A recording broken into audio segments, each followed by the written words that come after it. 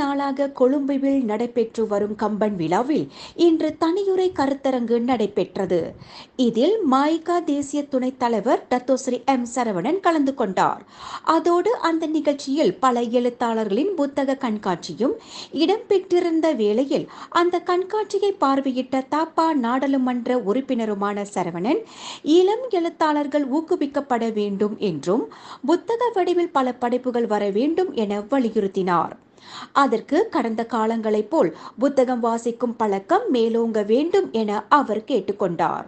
முன்னதாக கூறிய சரவணன், கொழும்புவில் நடக்கும் கம்பன் விழாவின் சிறப்பே அதில் உள்ள அங்கங்களும் அதன் தலைப்புமே என்றார்.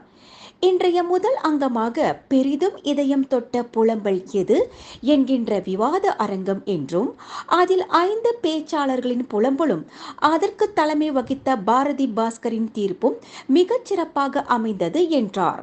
மேலும் ஒவ்வொரு முறை கம்பன் விழாவிலும் கம்பரை புதிதாய் அறிய முடிகிறது என்றும் யுகங்களை கடந்தும் கம்பன் வாழ்கிறார் என்பதற்கான சான்றுதான் இந்த மாபெரும் கம்பன் விழா என்றும் டத்தோஸ்ரீ சரவணன் குறிப்பிட்டார். பல நூற்றாண்டுகளை கடந்தும் இன்றும் கவி சக்கரவர்த்தியாக நம் மனத்தில் வீற்றிருப்பவர் கம்பர். அகில இலங்கை கம்பன் கழகத்தின் ஏற்பாட்டில் நேற்று முன்தினம் கொழும்புவில் கோலாகலமாக தொடங்கியது கம்பன் விழா என்பது குறிப்பிடத்தக்கது.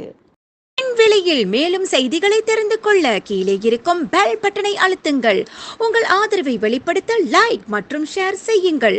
தொடர்ந்து விண்வெளியுடன் உங்கள் பயணத்தை தொடர்ந்திருக்க சப்ஸ்கிரைப் செய்யுங்கள்.